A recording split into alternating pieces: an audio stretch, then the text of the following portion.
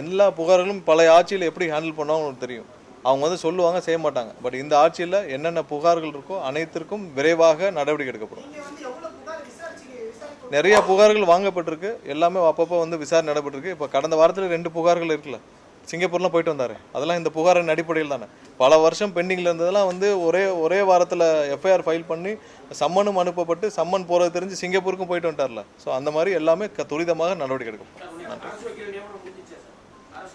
இல்லை, நடந்துகிட்டே இருக்குது ஒவ்வொரு கலெக்டரில். இல்லை ஒரு பெரும்பாலும் முடிஞ்சிருச்சு. ஒரு சில இடத்துல பெண்டிங் இருக்கிறதெல்லாம் வந்து திரும்பவும் நியமிக்கப்பட்டு வந்து மாவட்டத்தில் ஒரு சில சப்கோர்ட்டு இல்லை இந்த மாதிரி சின்ன இடத்துல பெண்டிங் இருக்கும். ஸோ அதெல்லாம் முடிஞ்சிருக்கு. 80% நடைபெற்று 80% நியமிக்கப்பட்டு முடிவடைஞ்சிருச்சு. ஒரு சில இடங்களில் வந்து அங்கங்கே பெண்டிங் இருக்குது, ரிஜெக்ஷன் வந்திருக்கிறதெல்லாம் திரும்ப மாவட்ட ஆட்சியர் வேலிடேட் பண்ணி ப்ரப்போஸ் பண்ணியிருக்காங்க.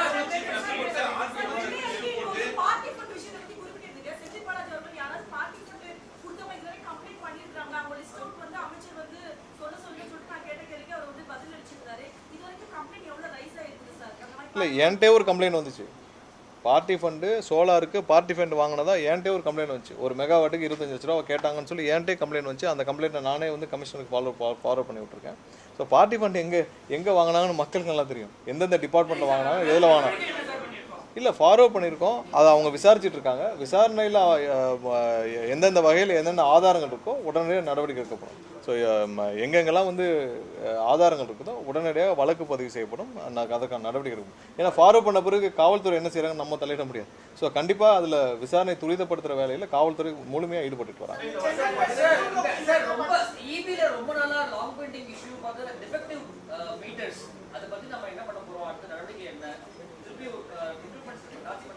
இல்லை, ப்ரொக்யூர்மெண்ட்ஸு கண்டிப்பாக ரெகுலராக நடந்துகிட்டே இருக்குது. மீட்டர் ப்ரொக்யூர்மெண்ட் நடந்துகிட்டே தான் இருக்குது. ஸோ டிலே, இன்ஸ்டலேஷனில் டிலே இருக்குது. ஏன்னா அதில் நமக்கு இங்கே பற்றாக்குறை இருக்குது, எம்ப்ளாயீஸ் பற்றாக்குறை இருக்குது. ஸோ அது ரெக்டிஃபை பண்ணப்பட்டு சீக்கிரம் அதை செய்யப்படும்.